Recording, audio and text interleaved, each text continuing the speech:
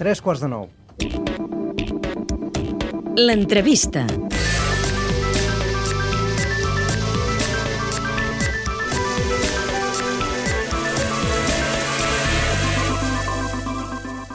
Avui tenim amb nosaltres el senyor Pere Monràs, que és el soci fundador d'Helix 3C. Senyor Monràs, bona nit.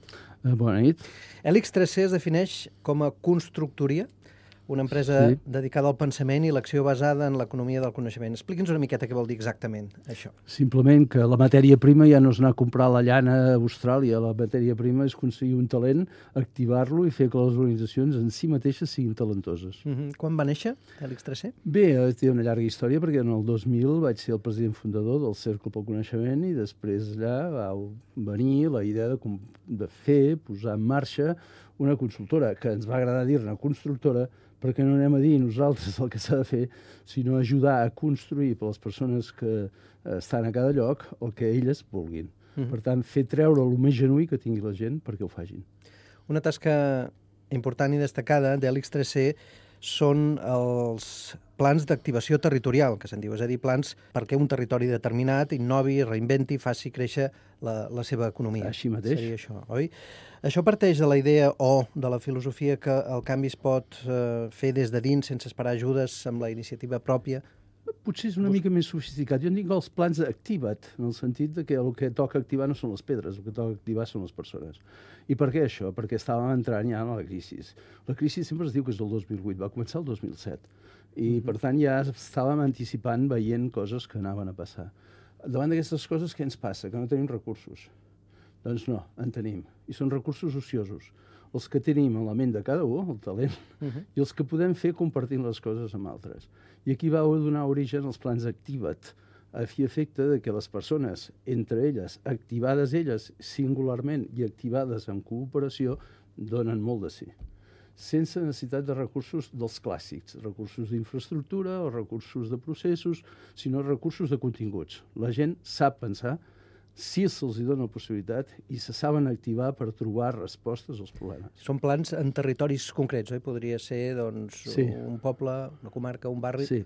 Jo et dic territoris naturals, llocs on hi ha, en forma natural, una avinentesa de les persones per tal d'estimar el seu territori, el seu lloc, la seva situació, puguin activar-se de cara a incorporar valor afegit. I quina és la metodologia, quins són els passos que segueixen doncs, des que comença un pla activa d'aquests fins que s'arriba a terme en el projecte concret? Això ha de ser molt en funció del que el que demana, d'alguna forma, posi sobre la taula. Hi ha un primer nivell, que és un nivell, diguem-ne, de diagnòstic de situació, que és parlar amb qui fa l'encàrrec per dir què els interessa, què volen, què desitgen, on estan en el procés d'involucrar-se i comprometre's a fer coses. Perquè si no es fa amb el compromís de la gent, no va.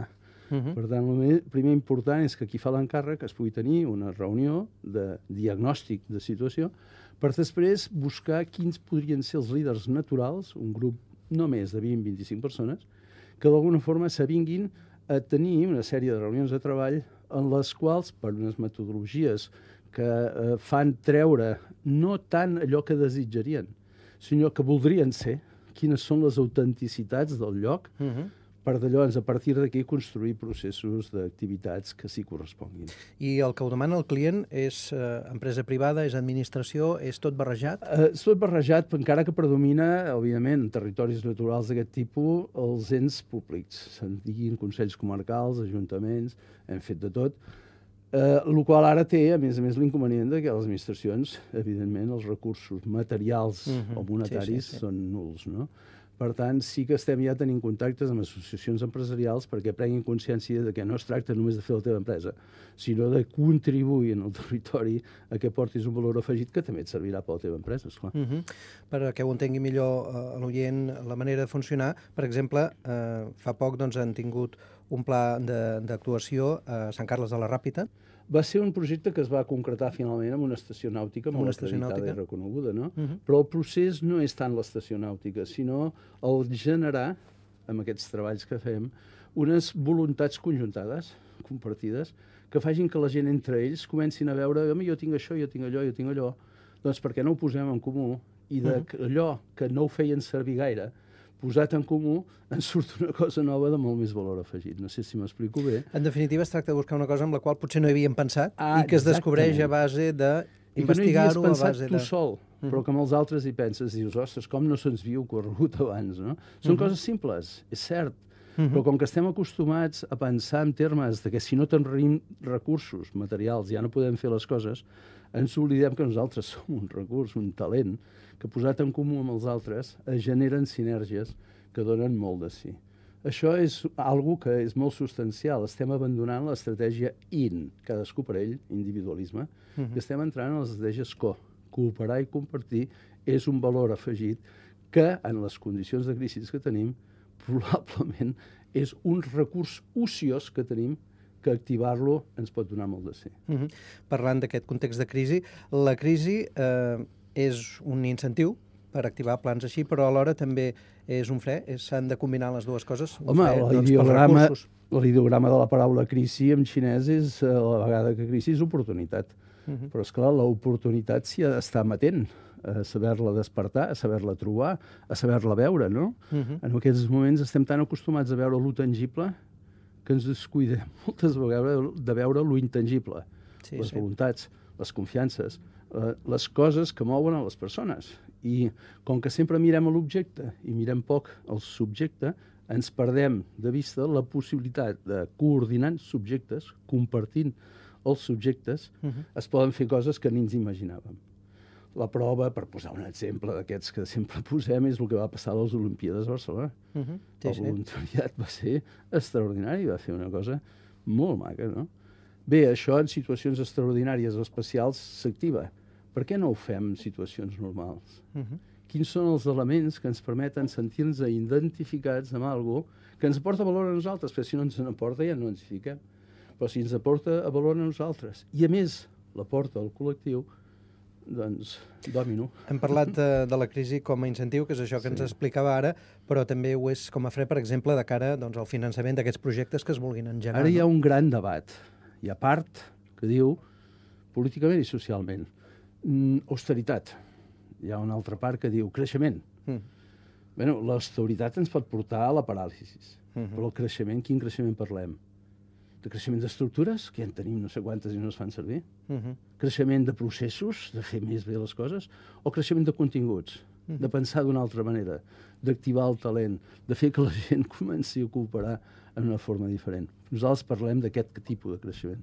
No és creixement d'estructures, és creixement de continguts, el que ens fa falta a la societat d'avui.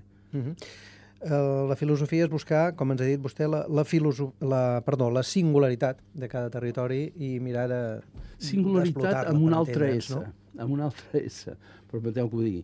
La S de singularitat és cadascú és genuí, és únic, i aporta allò millor que té, segur que anirà bé la cosa. La segona S és la de la solidaritat. Tot això no ho podem fer. Solidaritat entesa no com els dèbils plorant junts, sinó la solidaritat entesa com tots tenim potència, si ens ajuntem en tenim molt més. Quin tipus de professionals i quants professionals treballen a l'X3C? Nosaltres treballem en forma de xarxa. Per tant, són diferents microempreses que cada una té una especialitat i segons la naturalesa del projecte s'hi junten uns o uns altres.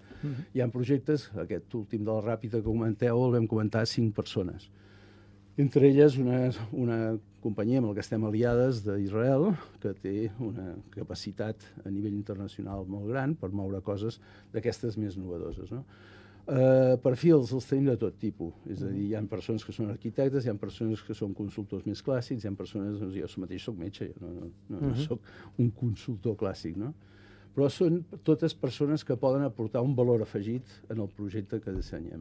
I per entendre'ns, quant temps de mitjana triga un projecte Depèn molt de la situació dels llocs, però el tema és que són processos que són difícils, no són gens fàcils, i això doncs, a vegades agafa menys temps, 6 mesos, un any i mig, depèn del lloc, no es pot concretar si no estàs en el lloc concret. I per acabar, quins projectes destacats tenen ara entre mans? En tenim diversos que s'estan coent. Sí que és veritat això que deia abans, que les administracions estan en una paràlisi i això està paralitzant també la nostra pròpia activitat. Però en aquests moments a Mollerussa hem fet unes activitats, les hem fet també a Matarranya, però van sortint a gotes. perquè el tema de fons és que les nostres maneres de pensar les coses encara no estan propenses a això. Encara ho veiem com una cosa rara. És a dir, entenem que una consultora és allò de veure com organitzem aquí, quina activitat fem un poliesportiu, a veure què fem que doni vida, no? I nosaltres no treballem des dels tangibles aquests, sinó des de la importància que pot tenir deixar nuclis de persones consolidats perquè no s'hi va el que faran el proper any. S'hi va que això tingui una durada per 10 anys. No? Però si no comencem ara no ho tindrem. I aquest és el gran tema. Més val posar-s'hi de seguida perquè és això el que creiem que toca. Doncs molts èxits. Senyor Pere Monràs, soci fundador d'Helix 3C. Gràcies i bona nit. Moltes gràcies, bona nit.